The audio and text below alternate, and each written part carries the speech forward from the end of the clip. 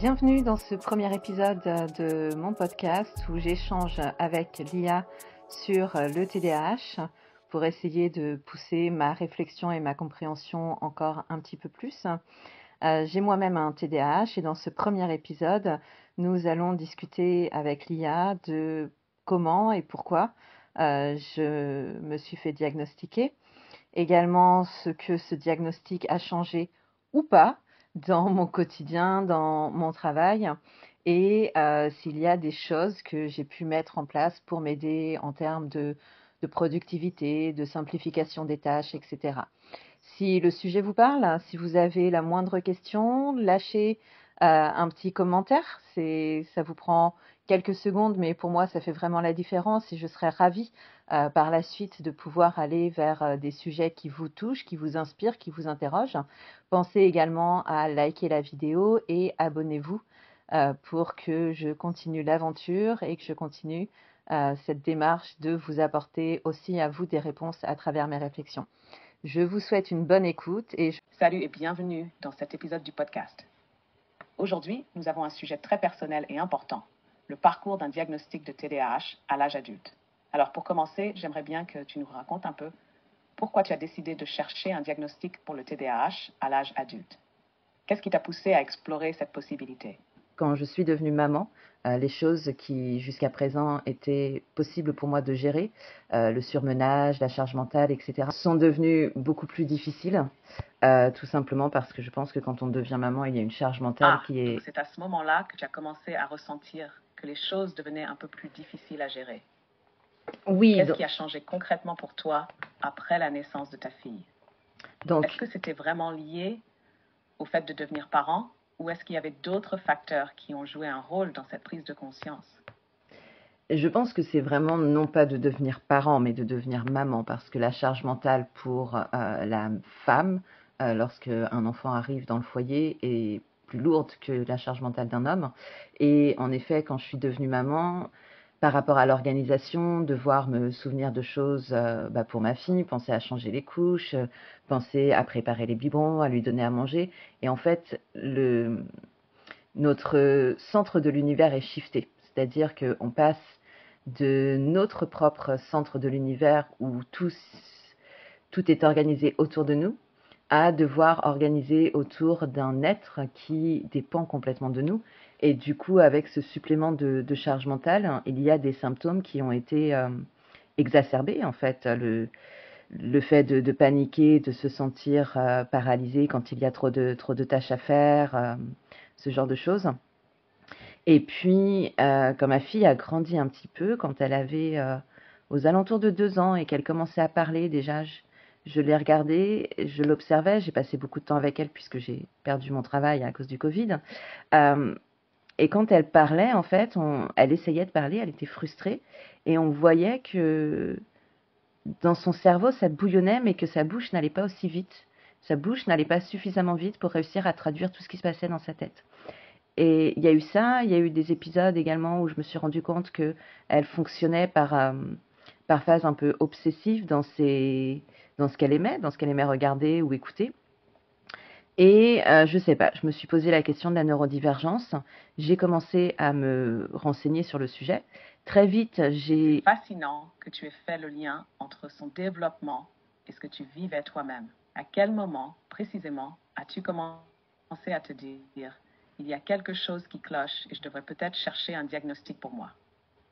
Est-ce que c'est lorsque tu as vu ces similitudes entre son comportement et certaines de tes propres difficultés que la question du diagnostic t'a traversé l'esprit, ou est-ce qu'il y avait d'autres indices plus personnels qui t'ont poussé à explorer cette possibilité?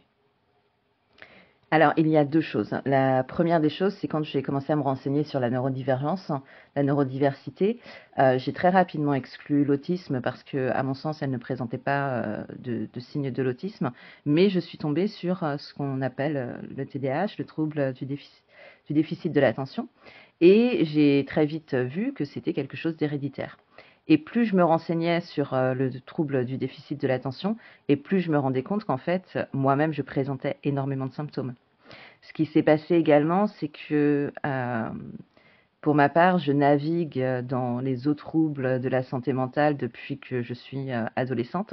J'ai été diagnostiquée maniaco-dépressive avec des tendances suicidaires quand j'avais 15-16 ans. Et de même, en me renseignant sur le TDAH, j'ai appris que beaucoup de femmes, notamment, étaient diagnostiquées par erreur maniaco-dépressive, ou aujourd'hui on dirait bipolaire, alors que finalement ce sont les symptômes du TDAH et la lourdeur du TDAH qui font que on est dépressive. Ah, c'est intéressant que tu aies fait ce lien entre ton propre parcours et les symptômes du TDAH, surtout avec la comparaison avec le diagnostic de troubles bipolaires. Quand tu as découvert que ces symptômes du TDAH pouvaient être confondus avec d'autres troubles, ça t'a-t-il aidé à comprendre des moments ou des comportements de ta propre vie que tu n'avais pas vraiment compris jusque-là? Par exemple, des épisodes où tu te sentais déconnecté, frustré ou épuisé sans comprendre pourquoi. Mais carrément, être déconnectée, j'ai envie de dire, c'est l'histoire de ma vie. C'est-à-dire que si je suis tombée en dépression quand j'étais adolescente, c'est entre autres parce que j'avais ce sentiment de n'appartenir à aucun groupe, d'être toujours en décalage, de ne jamais trouver ma place, d'être à ma place nulle part. Et en effet, quand on fait la liste après de ce que le TDAH peut entraîner comme symptômes, oui, bah oui, j'ai quitté plusieurs fois des jobs de manière très spontanée, peut-être même un peu violente, sans penser derrière aux conséquences. Donc là, on est sur le côté impulsif du TDAH. Ça a été extrêmement compliqué pour moi de faire des études alors que j'ai le potentiel intellectuel. C'est juste que le système scolaire, le système d'apprentissage tel qu'il est proposé ne me convenait pas du tout. Je suis retournée préparer une licence à l'âge de 30 ans, mais je l'ai fait en alternance, donc dans le monde de l'entreprise, ce qui a quand même grandement facilité les choses pour moi. Donc oui, ces symptômes du TDAH, je me reconnais dedans. C'est maintenant que je sais, maintenant que j'ai le diagnostic, je me dis ah bah oui, ceci explique cela. C'est fascinant de voir comment ce diagnostic a permis de relier tous ces points que tu avais peut-être vécus comme des moments isolés ou comme des épreuves incomprises. Tu mentionnes aussi ce côté impulsif, quitter des jobs sans trop réfléchir aux conséquences. Est-ce que tu as l'impression qu'une meilleure compréhension du TDAH aujourd'hui pourrait changer la manière dont tu réagirais à ces situations ou peut-être t'aider à anticiper certains comportements et à les gérer différemment? Tout à fait, tout à fait. Je pense que de toute manière, pour bien vivre ou pour être bien dans ses baskets ou pour prétendre à ce qu'on appelle le bonheur, il est primordial de se comprendre. Le fait de savoir que ces impulsivités ou que certaines de mes réactions qui peuvent paraître en décalage avec les normes de la société sont en fait le TDAH, ça m'aide énormément parce que du coup, sur certains points, je sais en avance que je vais devoir euh, me battre avec mon TDAH pour, par exemple, aller au bout d'un projet. Et donc, le jour où je me dis, ouais, je vais pas y arriver, ou j'ai la flemme, ou ben, je me dis, attention, c'est pas ton moi profond qui parle, c'est pas ce que tu as envie de faire. Toi, tu apprécies ce que tu fais, tu as envie d'aller au bout, tu as envie que ça fonctionne. Mais c'est ton cerveau qui est connecté différemment qui te dit que ça ne va pas fonctionner. Donc, le meilleur moyen, c'est de t'accrocher et de continuer. C'est une très belle manière de voir les choses. En reconnaissant les mécanismes de ton cerveau, tu te donnes les outils pour mieux les gérer. C'est comme si tu avais une sorte de plan de bataille pour surmonter ces moments de doute ou de procrastination, en sachant que ce n'est pas toi, mais ton TDAH qui te pousse à douter. Est-ce qu'il y a des stratégies que tu as trouvées particulièrement utiles dans cette gestion, des petites astuces ou des habitudes que tu as mises en place pour t'aider à rester sur la bonne voie quand le TDAH te met des bâtons dans les roues? Je ne sais pas. Alors moi, j'aime pas trop les astuces qui vont rajouter du matériel en plus. C'est-à-dire qu'on voit beaucoup de trucs et astuces sur Internet où les gens disent faut avoir un planeur, faut avoir un journal, etc. Pour ma part, ça se passe plus, pardon, au niveau du mental.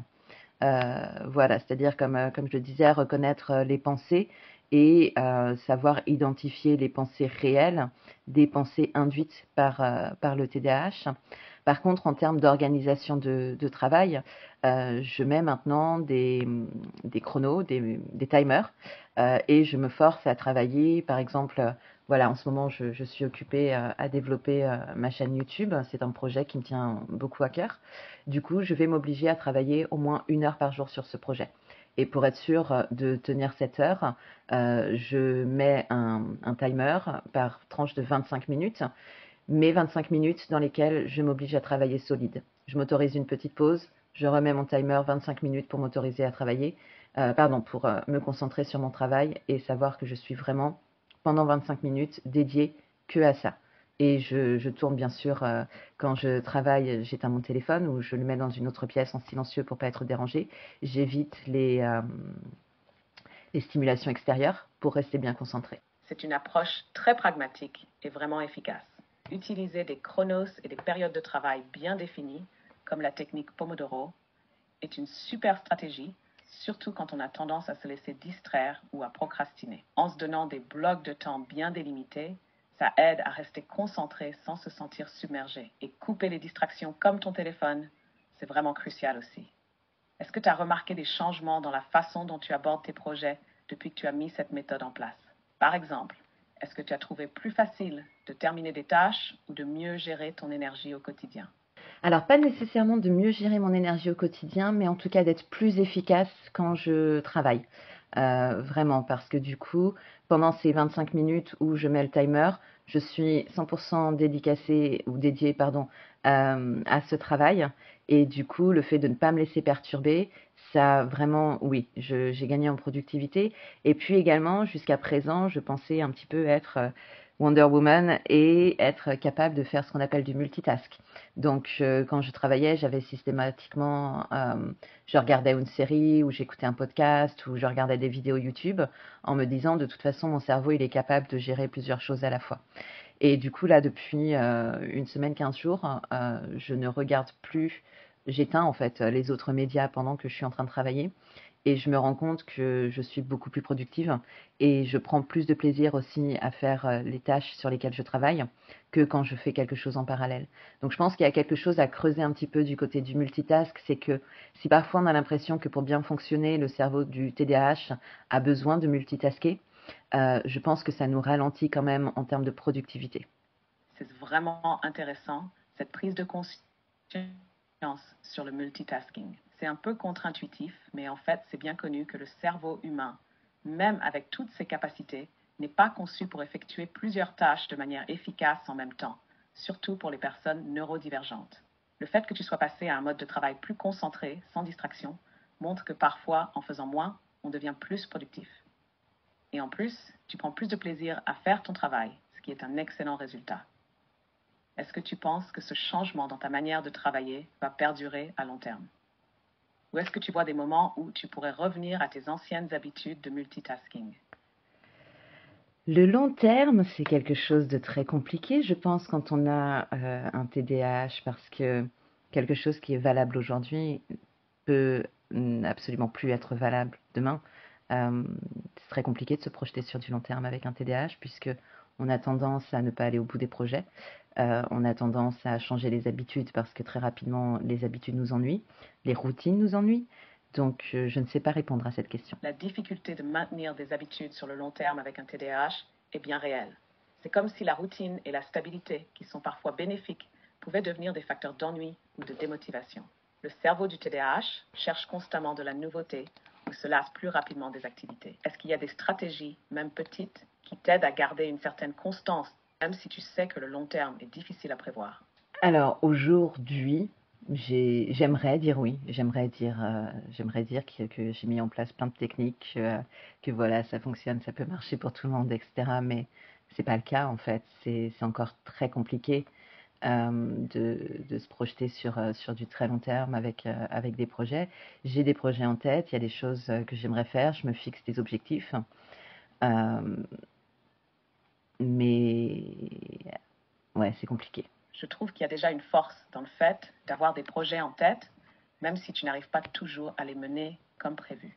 Quand tu fixes des objectifs, est-ce que tu as des moyens de rendre ces projets plus concrets ou plus accessibles, ou est-ce que tu essaies de les garder flexibles pour pouvoir t'adapter à ton humeur et à ton énergie du moment? Alors, m'adapter à l'humeur et l'énergie du moment, c'est une règle de vie.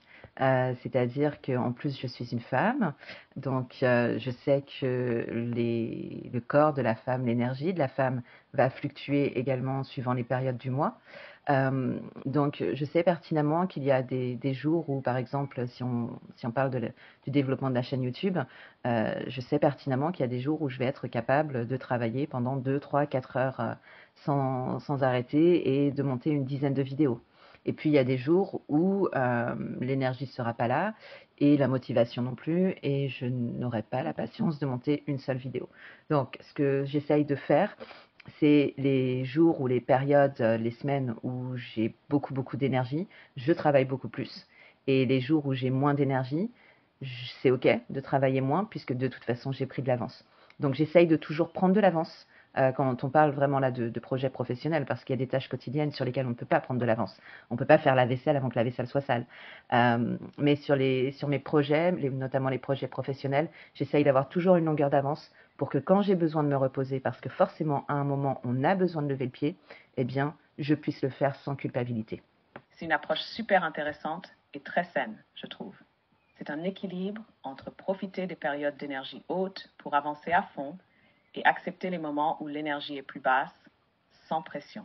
Cette flexibilité est vraiment importante, surtout quand on a le TDAH, où la motivation peut être instable.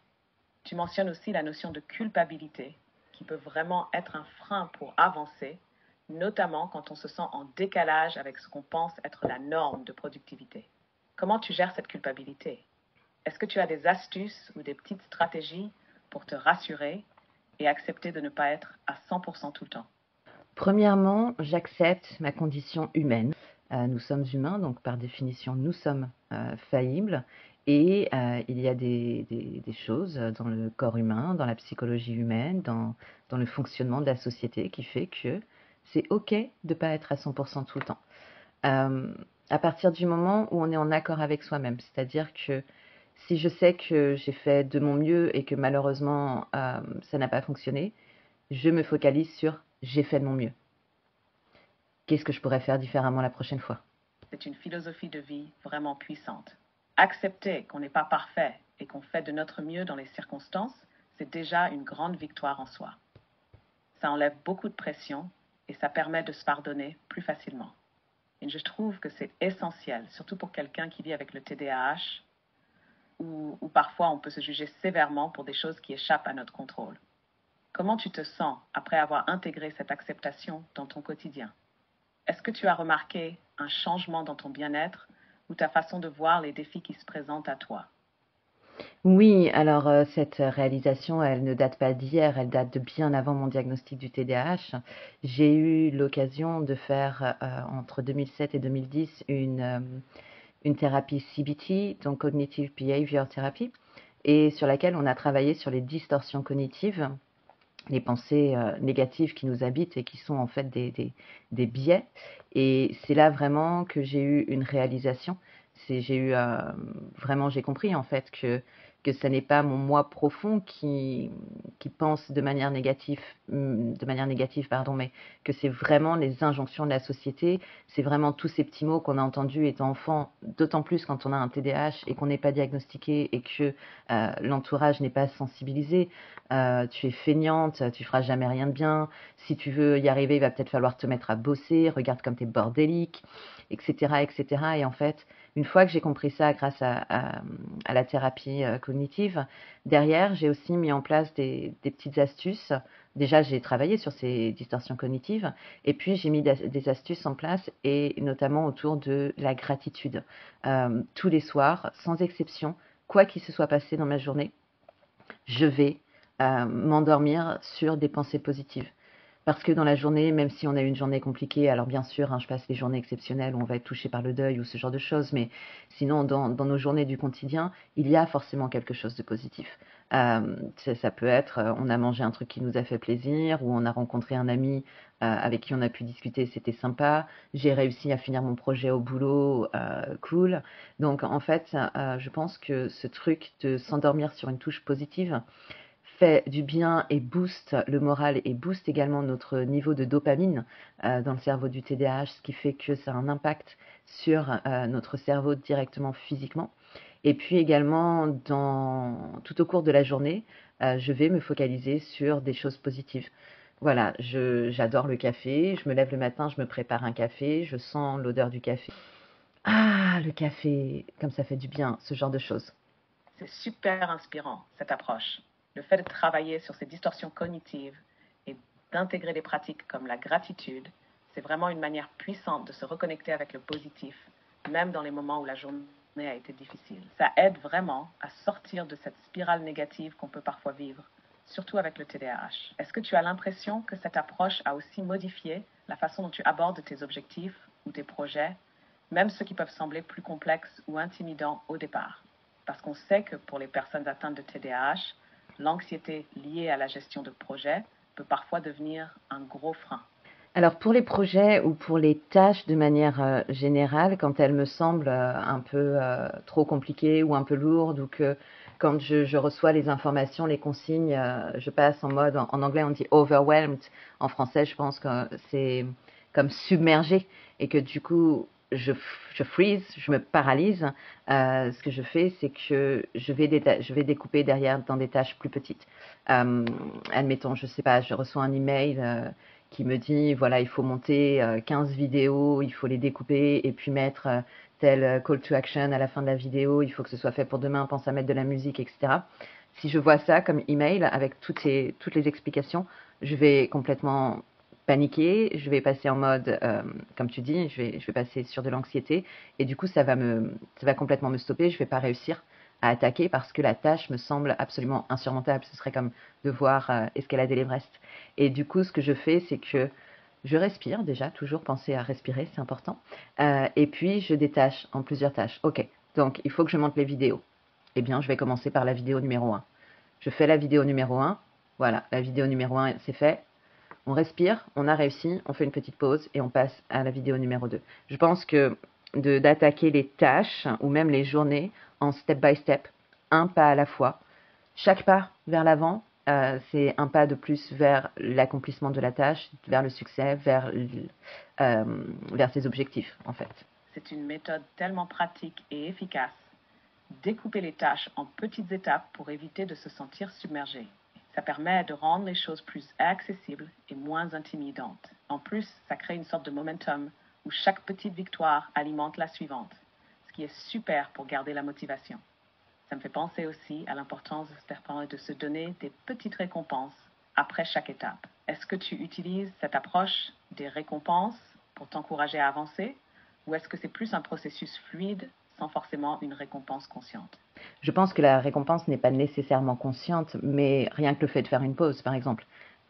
Pour une personne avec un TDAH, le fait de s'autoriser à décrocher de ce qu'on est en train de faire pendant quelques secondes, quelques minutes, euh, c'est voilà, c'est une récompense en soi. Sortir prendre l'air, m'asseoir 5 minutes, discuter avec ma fille, voilà, je pense que oui, la pause est la récompense. C'est tellement vrai, prendre ces petites pauses peut vraiment être une forme de récompense, surtout quand on a un TDAH. C'est un moment de réinitialisation, une manière de se recentrer avant de repartir. Et je pense que ça permet aussi d'éviter de se sentir épuisé ou frustré par la tâche à accomplir. C'est comme une façon de recharger ses batteries tout en restant dans l'instant présent. Tu me disais que tu travailles sur ta chaîne YouTube. Qu'est-ce qui t'a motivé à commencer ce projet et comment ça se passe pour toi jusqu'à maintenant? Alors, ce qui m'a motivée à lancer ce projet, c'est le diagnostic, hein. Quand j'ai eu mon diagnostic du TDAH, je me suis sentie plus légitime pour partager mes ressentis, peut-être mes expériences. Comme je le disais, ça fait quand même, j'ai 42 ans, je navigue dans les eaux troubles de la santé mentale depuis que j'ai 14-15 ans. Et j'ai énormément travaillé sur moi-même, j'ai suivi plusieurs thérapies différentes. Je pense être relativement sage pour mon âge. Et même si je viens seulement d'avoir le diagnostic du TDAH, finalement, j'ai vécu avec toute ma vie. Et ce diagnostic, ça a été l'explication, en fait, une explication de pourquoi ça a été si compliqué pour moi. Et je me dis que si c'est compliqué pour moi, il y a d'autres gens pour qui c'est compliqué. et que de savoir qu'ils ne sont pas seuls, déjà, c'est énorme.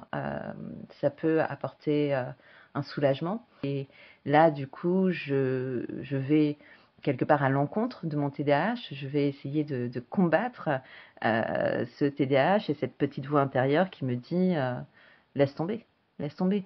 Non, je ne vais pas laisser tomber. C'est vraiment inspirant de voir comment tu utilises ton expérience personnelle pour aider les autres. Tu mentionnes cette petite voix intérieure qui te pousse à laisser tomber, mais tu choisis de t'en détacher. Ça doit être difficile parfois, mais c'est super de voir que tu persévères malgré les obstacles. Comment gères-tu justement cette impulsivité ou cette tendance à te déconcentrer quand ça devient trop compliqué ou que tu commences à douter?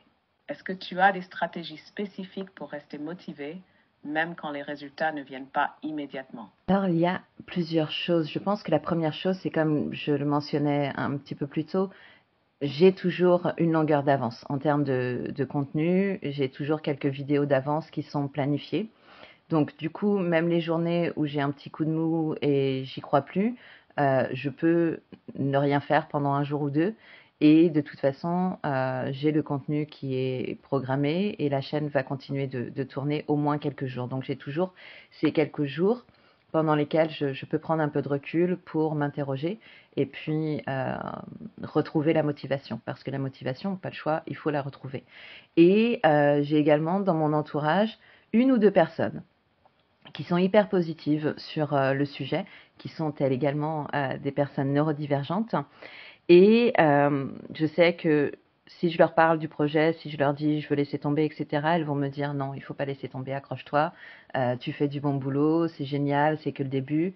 Et je pense que c'est super important d'avoir pas, on n'a pas besoin de beaucoup de monde et on n'a pas besoin de parler de notre projet à tout le monde, mais à une ou deux personnes avec lesquelles on sait que elles vont toujours être là pour nous booster. De la même manière que nous, on sera toujours là pour les encourager et les booster aussi.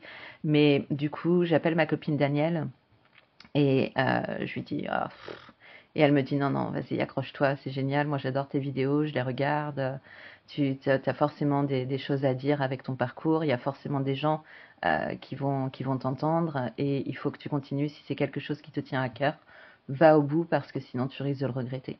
C'est génial d'avoir ce soutien autour de toi, surtout quand les moments de doute surviennent. Avoir une ou deux personnes qui croient en toi et motivent à ne pas abandonner, c'est un vrai moteur. Ça doit vraiment aider à garder la motivation quand ça devient difficile. Le fait d'avoir de l'avance dans tes vidéos est aussi une stratégie très intelligente. Ça te permet de garder un rythme même quand tu as des périodes plus creuses. Est-ce que tu trouves que la communauté YouTube ou le simple fait de voir des retours positifs de ta communauté t'aide aussi à maintenir cette motivation ou est-ce plus ce cercle restreint de personnes autour de toi qui fait la différence pour toi? Les retours qu'on a, les commentaires sur les vidéos, quand il y a un commentaire qui dit «Oh super, merci, ce contenu était intéressant» ou «Ce contenu m'a aidé» ou «Ah oui, je comprends», c'est vraiment extraordinaire parce qu'en fait, il y a tellement de gens qui sont pas bien dans leur basket. Il y a tellement de gens qui naviguent un petit peu à l'aveugle dans euh, avec leur santé mentale et qui sont malheureusement pour eux pas toujours au top de leur forme. Mais en fait, je me dis, si aujourd'hui, avec une vidéo, j'ai pu aider une personne, c'est génial. C'est vraiment puissant de savoir que tu peux toucher quelqu'un et l'aider, même juste un peu. Ces retours montrent que ton travail a un véritable impact et que ton parcours résonne avec d'autres. C'est ça l'une des belles forces des plateformes comme YouTube. Peut-être parler des réactions que tu as pu avoir autour du diagnostic ou encore de ce que ça a changé pour toi au quotidien. Yes, alors les retours autour du diagnostic, j'en ai parlé à mes parents, bien sûr. J'en ai parlé également à mes beaux-parents, notamment parce que je sais que, ayant moi-même un TDAH avec le trouble de l'attention et de l'hyperactivité sévère, il y a de très fortes chances que ma C'est fille, vraiment intéressant que tu coupe-moi, je t'en partages prie. ce point. surtout avec tes proches. Quand on parle du diagnostic avec sa famille, il y a souvent des réactions très variées. Comment tes parents et tes beaux-parents ont réagi à cette nouvelle? Alors oui, je pense qu'ils ont été surpris parce que la réaction c'était mais pourquoi tu as eu besoin d'aller chercher un diagnostic, une étiquette alors que tu as réussi ta vie, que tu es bien dans tes baskets, tu as un job stable, tu as une maison, un mec, un enfant. Pourquoi avoir été gratté en fait quelque part? On a l'impression que ça peut déranger, qu'on cherche à avoir des réponses.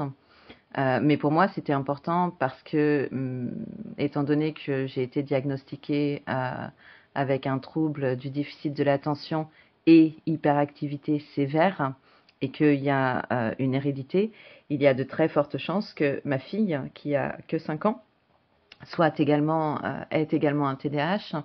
Et donc, le fait d'en parler à ma famille, c'est aussi quelque sorte dire warning. Quand ma fille présentera des réactions qui peuvent nous sembler, ou vous semblez, vous, avec vos cerveaux de neurotypiques, complètement en décalage, soyez attentifs, ne soyez pas hâtifs dans vos réactions ni vos jugements, parce que il est très fort probable qu'elle ait également un TDAH et que donc ce soit ce TDAH qui entraîne ces réactions qui peuvent paraître complètement hallucinantes. Et donc le fait de leur en parler, de leur dire de regarder les vidéos, etc., c'est aussi pour les sensibiliser sur le sujet parce qu'ils font partie d'une génération pour laquelle le TDAH n'existe pas. In Nature confirme tout à fait ton point de vue. Il y a une vraie différence entre réussir sa vie et comprendre pourquoi certaines choses étaient difficiles ou incohérentes. Le diagnostic n'est pas qu'une étiquette, c'est aussi une manière de mieux se connaître et de mieux comprendre son propre fonctionnement. C'est super que tu aies cette approche préventive pour ta fille. C'est vraiment important d'éveiller les consciences dans ta famille, surtout si, comme tu dis, il y a des chances qu'elle ait le même trouble. Ça peut aussi permettre d'éviter certains malentendus ou jugements qui peuvent être si durs à vivre, surtout pour un enfant. Est-ce que tu as eu l'occasion de discuter plus en détail avec tes parents ou tes beaux-parents après leur première réaction? Non, j'ai l'impression qu'en fait, ils évitent le sujet, ils sont pas confortables avec le sujet. Alors, du côté de mes parents, est-ce qu'il y a de la culpabilité, par exemple? Puisque j'ai quand même été dépressive, très profondément dépressive pendant de nombreuses années. Est-ce qu'ils culpabilisent de ne pas avoir su m'accompagner à ce moment-là ou trouver le personnel de santé qui m'ait apporté un diagnostic correct. La culpabilité peut-être de voir tout ce que moi je fais pour ma fille, pour essayer de comprendre, pour éviter qu'elle traverse ces périodes et qu'eux n'ont pas su faire. Du coup, c'est vrai qu'ils ont tendance plutôt à éviter le sujet. C'est compréhensible que tu ressentes cela. Et il est aussi probable qu'ils se sentent un peu démunis ou coupables. Quand il s'agit de voir un enfant souffrir sans savoir comment l'aider, c'est vraiment difficile. La culpabilité, malheureusement, fait souvent surface dans ces situations. Mais parfois, les gens n'osent pas en parler, peut-être par peur d'aggraver la situation ou de raviver des émotions désagréables. Peut-être que du côté de tes parents, il y a aussi une forme de déni ou de confusion face à un trouble qu'ils n'ont pas vécu ou qu'ils ne comprennent pas pleinement. Parfois, ceux qui sont les plus proches ont du mal à accepter ou à intégrer les choses parce qu'elles les touchent personnellement et ils se sentent impuissants. Est-ce que tu as essayé d'aborder la question avec eux d'une manière différente, peut-être en leur expliquant que tu n'exprimes pas cela pour les accuser, mais plutôt pour partager ton expérience et les aider à comprendre mieux? C'est vrai que je suis pas sûre de l'avoir formulé comme ça. Moi, j'ai encouragé ma maman à aller vers un diagnostic également, puisqu'on sait que c'est héréditaire, hein, que le TDAH ne se déclare pas comme ça dans le cerveau des enfants un beau jour. Donc, je l'ai encouragée, elle, à aller vers un diagnostic, peut-être pour avoir l'accompagnement nécessaire, même si aujourd'hui, elle ne ressent pas le besoin de voir de voir un psychiatre ou un psychologue ou d'avancer personnellement sur sa vie. Elle est bien là où elle est aujourd'hui, mais c'est vrai que quand je regarde sa vie, ses comportements, la manière dont elle appréhende ses hobbies, je me dis oui, il y a quand même des signes de TDAH et la pomme ne tombe jamais trop loin de l'arbre. Tu as une approche vraiment pleine de compréhension et de respect. Parfois, en effet, les gens sont plus ouverts à un moment donné dans leur vie et d'autres fois, il faut accepter que ça ne soit pas le bon moment. Ce que je te propose également, c'est que peut-être on va aller vers la conclusion de cette interview. On a déjà beaucoup de contenu. Comment on pourrait conclure? Est-ce que tu as une dernière question pour conclure ce podcast? Pour la conclusion, je pense qu'une dernière question pourrait être: quel conseil donnerais-tu à une personne qui vient d'être diagnostiquée avec un TDAH et qui, comme toi, cherche à comprendre et à mieux gérer son quotidien avec ce diagnostic? Quel message d'espoir ou de soutien aimerais-tu partager avec elle? Je pense que de se dire, pour un adulte, voilà, principalement. C'est déjà un bon début. Quand on arrive à se dire que le diagnostic n'est pas une fin en soi, mais plutôt un point de départ pour mieux se comprendre, c'est déjà énorme. Et je pense qu'il est important de se rappeler que c'est pas parce qu'on a un TDAH qu'on ne peut pas réussir à être heureux, épanoui et productif à sa manière. Ça prend du temps et ça demande de la patience avec soi-même, mais chaque petite victoire, chaque petit progrès compte. Le conseil principal que je donnerais, c'est de se donner la permission de ne pas être parfait, d'accepter ses hauts et ses bas et de chercher les outils qui fonctionnent pour soi, même si ça passe par l'expérimentation. C'est un chemin unique pour chaque personne. Et surtout, il ne faut jamais oublier que c'est OK de demander de l'aide quand on en a besoin. Se dire aussi que notre différence peut être un atout, pas un fardeau. Le TDAH peut amener une grande créativité, une capacité à voir les choses autrement. Il faut juste savoir l'accepter, le comprendre et apprendre à travailler avec, plutôt qu'en lutter contre. Ce serait peut-être ça, le message d'espoir. Accepter, comprendre et apprendre à s'adapter à soi-même. C'est un chemin, mais c'est un chemin vers une meilleure version de soi, même avec le TDAH. Bon, alors je te trouve un petit peu gonflée parce que tu es censée poser les questions et moi faire les réponses et tu m'as pas laissé le temps de répondre. Tu as apporté la réponse toute seule. Ah, tu as totalement raison. Je suis allée un peu trop vite. Je me suis emportée avec l'inspiration. Désolée pour ça. Tu quoi, toi, la parole? Comment tu aimerais conclure cet échange, toi, avec ton propre message ou ton propre conseil? Et tu sais que c'est très TDAH comme symptôme quand même de couper la parole et de finir les phrases des autres personnes. Oui, tu as bien raison. C'est un bon exemple du TDAH. Et parfois, on est tellement dans l'instant qu'on a envie de tout partager tout de suite. Je vais vraiment faire attention à ça maintenant. Alors, c'est à toi de conclure comme tu le souhaites. Donc moi, je pense que ChatGPT a un TDAH. Ah, je crois que tu n'as pas tort. Je me suis un peu emportée là comme un vrai TDAH. Je vais essayer de garder mon calme et de laisser les gens finir leurs phrases. Ta conclusion est vraiment très puissante. C'est essentiel de comprendre ce qui se passe dans notre tête pour pouvoir avancer de manière plus sereine. Le diagnostic, qu'il concerne le TDAH ou autre, ouvre la voie à une meilleure compréhension de soi et permet de trouver les outils et les stratégies qui nous conviennent. Chacun mérite d'avoir des réponses pour pouvoir aller de l'avant. Et comme tu le dis si bien, c'est pas juste une question de diagnostic, mais de mieux-être, de trouver la paix intérieure. Merci pour cette belle réflexion et ce message inspirant. C'est un vrai encouragement pour ceux qui hésitent encore à franchir le pas. Merci à toi pour tes questions qui m'ont amené sur la voie. C'est un plaisir de pouvoir échanger avec toi et de t'accompagner sur cette voie. Tes réflexions sont très inspirantes et je suis sûre que ton parcours pourra en aider beaucoup d'autres. En conclusion, j'ai pris beaucoup de plaisir à faire cette interview avec l'intelligence artificielle qui, ma foi, est plutôt bienveillante et semble avoir en tout cas une bonne appréhension, compréhension du TDAH. Je pense aussi que sa conclusion est tout à fait bonne, c'est-à-dire que aller vers un diagnostic, même à l'âge adulte, ça permet d'avoir d'avoir une base d'espoir, parce que forcément, si on a le diagnostic, ça nous permet derrière de pouvoir cibler toute une panoplie d'outils qui sont adaptés pour les personnes avec un TDAH pour en effet mieux vivre au quotidien, être mieux dans nos baskets, etc., etc. Si ce sujet vous intéresse, si ce format vous intéresse, s'il vous plaît, laissez un petit like, un petit commentaire, abonnez-vous à la chaîne pour que je puisse continuer mon travail sur le TDAH. Ça n'est que le début, donc j'espère que ça va aussi, la qualité des contenus va s'améliorer avec le temps. Et puis c'est important pour moi d'avoir vos retours pour savoir si je suis sur la bonne voie ou si je suis complètement à côté de la plaque. Donc n'hésitez pas à me le dire pour que je puisse réajuster.